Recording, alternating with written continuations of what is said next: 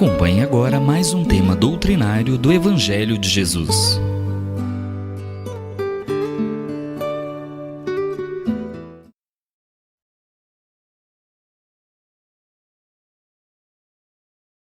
Boa noite a todos vocês que se encontram aqui conosco para mais um momento de reflexão sobre o Evangelho de Jesus. Nosso tema hoje é de grande importância por se tratar de um assunto que nos diz respeito e do qual tentamos nos desvencilhar há milênios, que é o egoísmo. O egoísmo se encontra no capítulo 11 do Evangelho segundo o Espiritismo, intitulado Amar o Próximo como a Si Mesmo, nos itens 11 e 12 nas Instruções dos Espíritos. O item 11 se trata de uma mensagem de Emmanuel e o item 12 de uma mensagem de Pascal. Vejamos o que essas mensagens, importantes nos dizem. Item 11, a mensagem de Emmanuel. Ele começa falando o seguinte: o egoísmo, chaga da humanidade, tem que desaparecer da terra, a cujo progresso moral obsta.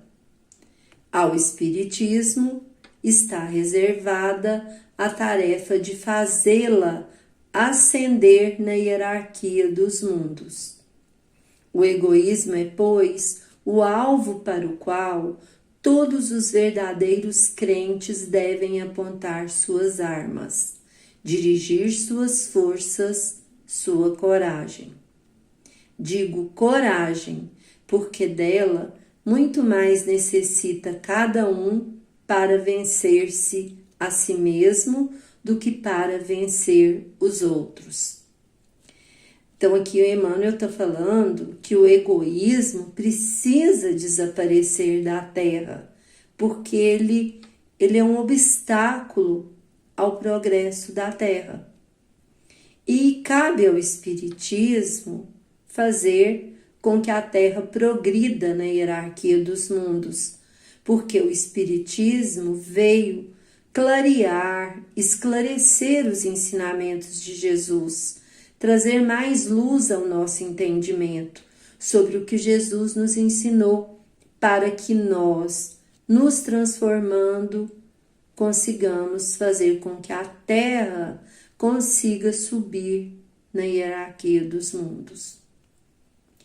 Então, Emmanuel fala aqui também que o egoísmo é o alvo de cada um de nós, de todos os crentes, de todos os que são cristãos, Porque todos nós cristãos precisamos nos esforçar, ter como meta combater o egoísmo em nós.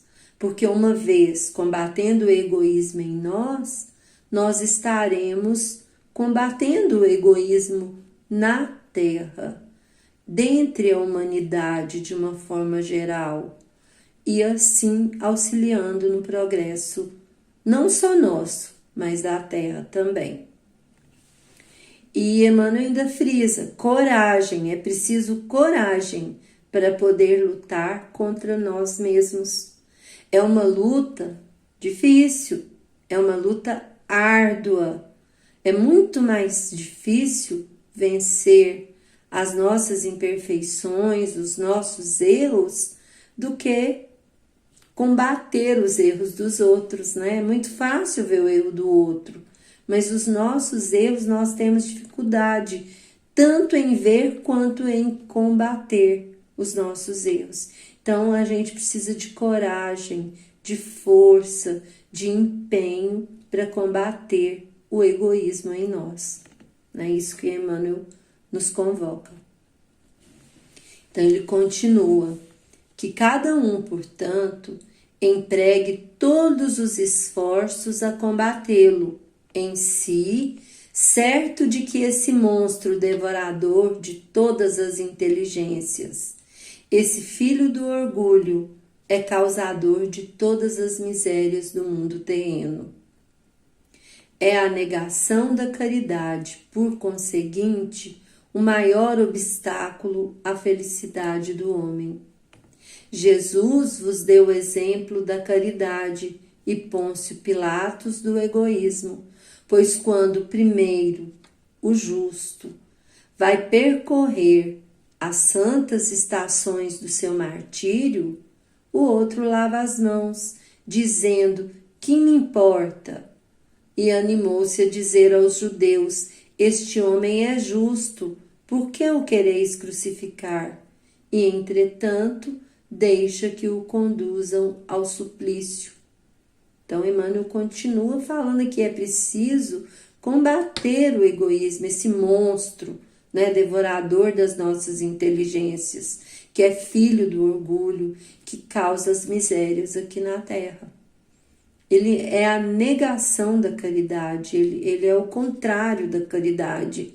Ele impede que a caridade esteja entre nós, né? Porque ele evita que a gente ame o nosso próximo, né? Porque a caridade é o amor em ação.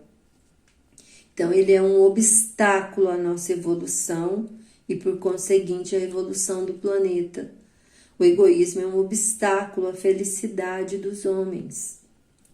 E Jesus foi, assim, um exemplo, né, da caridade, enquanto Pôncio Pilatos foi o exemplo do egoísmo, né?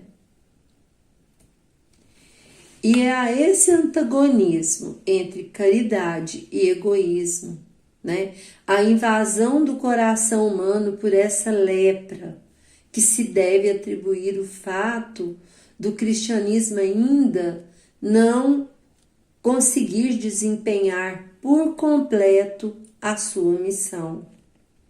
Cabem a vós, novos apóstolos da fé, que os espíritos superiores esclarecem o encargo e o dever de extirpar esse mal, a fim de dar ao cristianismo toda a sua força e desobstruir o caminho dos pedrouços que lhe embaraçam a marcha. Expulsai da terra o egoísmo, para que ela possa subir na escala dos mundos, porquanto já é tempo da humanidade envergar sua veste viril, para o que cumpre que primeiramente o expilais dos vossos corações. Emmanuel, Paris, 1861. Agora, no item 12, né, do capítulo 11 do Evangelho, nós temos a mensagem de Pascal, que também vem falar para nós sobre o egoísmo, sobre a importância de combater o egoísmo, né? Então, ele diz assim, Pascal: se os homens se amassem reciprocamente, a caridade seria mais bem praticada. Mas para isso, seria necessário que vos esforçasseis no sentido de livrar o vosso coração dessa couraça que o envolve, a fim de torná-lo mais sensível ao sofrimento do próximo. O Cristo nunca se esquivava. Aqueles que o procuravam, fossem quem fossem, não eram repelidos. A mulher adúltera, o criminoso, eram socorridos por ele, que jamais temeu prejudicar a sua própria reputação. Quando tomareis por modelo de todas as vossas ações? Se a caridade reinasse na terra, o mal não dominaria, mas se apagaria, envergonhado, ele se esconderia, porque em toda parte se sentiria deslocado. Então o mal desapareceria, compenetrai-vos bem disso. Então, Pascal fala para nós que é preciso amar. Se os homens se amassem uns aos outros, como Jesus ensinou, estariam praticando a caridade. Já era, né, o início da prática da caridade, amar uns aos outros, né? Porque a caridade é praticar o amor, é a prática do amor. Mas para praticar a caridade é preciso tirar do nosso coração essa couraça de dureza, né, de imperfeições que não deixa a gente se sensibilizar com a dor do outro. Nós precisamos nos tornar mais sensíveis à dor do próximo, enxergar a dor do outro, não olhar só para nós mesmos, o que muitas vezes a gente faz, né? Jesus é um exemplo para nós porque ele não deixava ninguém sem ser ouvido, sem ser assistido. Ele não repelia ninguém, ele recebia a todos, né? Ouvia, auxiliava, amparava, sustentava. Ele não abandonava ninguém. Então, quando nós vamos seguir esse exemplo de Jesus, né? É preciso isso, amar o próximo, sensibilizar com o próximo, né? Ver o próximo como o nosso irmão, querer para ele aquilo que a gente gostaria que fosse feito para nós, né? Então, Pascal continua falando que se a caridade reinasse na terra, não existiria o mal, ele sairia daqui envergonhado, ele ia se esconder, porque ele não teria lugar aqui na terra. Então, em consequência, o mal ia desaparecer. É isso que nós precisamos entender. Se nós praticarmos a caridade, o amor ao próximo, né, formos caridosos, nós vamos acabando com o egoísmo e, consequentemente, com o mal. E esse mal vai desaparecer. E isso nós precisamos entender. E continua Pascal: começai por dar exemplo vós mesmos. Sede caridosos para com todos, indistintamente. Esforçai-vos para não atentar nos que vos olham com desdém. Deixai a Deus cuidar de toda justiça, pois cada dia no seu reino ele separa o joio do trigo. O egoísmo é a negação da caridade. Ora, sem caridade não há tranquilidade na vida social e, digo mais, não há segurança. Com o egoísmo e o orgulho que andam de mãos dadas, essa vida será sempre uma corrida favorável ao mais esperto, uma luta de interesses em que as mais santas afeições são calcadas aos pés, em que nem mesmo os sagrados laços de família são respeitados. Pascal, Sens, 1862. Bom, Emmanuel afirma então que a causa do cristianismo não ter conseguido cumprir sua missão na Terra está no egoísmo, na sua invasão nos corações humanos, no seu antagonismo à caridade, que impede a ação da caridade, ou seja, né, a caridade nos corações dos homens. Cita como exemplo de caridade Jesus e como exemplo de egoísmo Pilatos. Pilatos, que não reconheceu no acusado nenhuma das acusações, tendo a chance de libertar Jesus, não fez, lavou as mãos.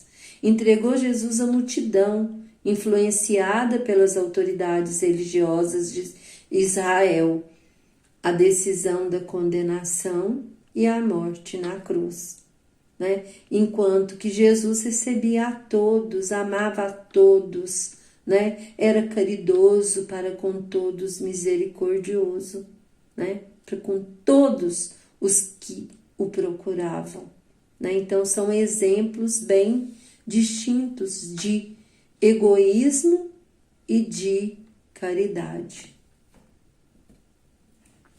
Emmanuel ainda esclarece que cabe agora aos espíritas a tarefa de combater o egoísmo, para fortalecer o cristianismo, limpando todos os obstáculos que entravam a marcha libertadora dos homens.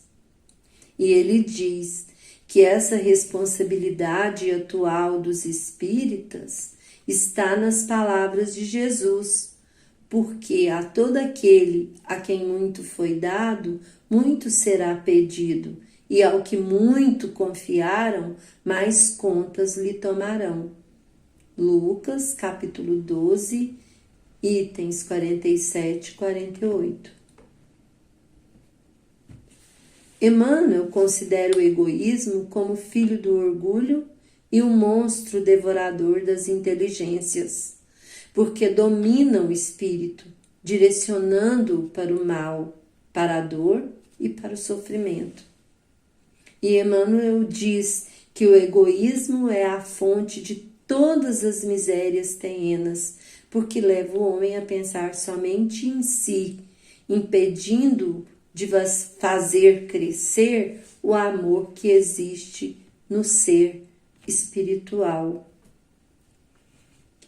Segundo o espírito Pascal, o egoísmo impede o homem de sensibilizar-se com as necessidades do outro, com as suas dores, com seus sofrimentos, levando-o a ver somente a si como centro de tudo e de todos. Para Pascal, o egoísmo é a negação da caridade, e sem a caridade não haverá descanso para a sociedade humana, não haverá segurança. Com o egoísmo e o orgulho que andam de mãos dadas, a vida será sempre uma carreira em que vencerá o mais esperto, uma luta de interesses em que se calcarão aos pés as mais santas afeições e que nem os sagrados laços de família serão respeitados. E para finalizar, nós temos uma mensagem de Joana de Ângeles, que se encontra no livro Amor, Imbatível Amor, psicografia de Divaldo Franco, e que é o volume 9 da série psicológica ditada por ela, pela Joana de Ângeles. Vejamos então o que Joana tão sabiamente nos fala sobre o amor, uma vez que o capítulo objeto das nossas reflexões dessa noite é amar ao próximo como a nós mesmos, né? Como a si mesmo.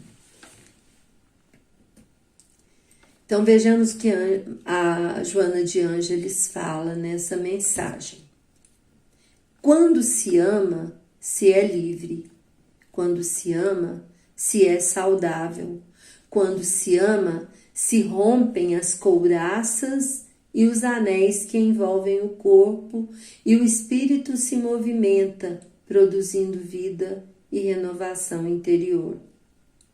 O amor é luz na escuridão dos sentimentos tumultuados, apontando rumo.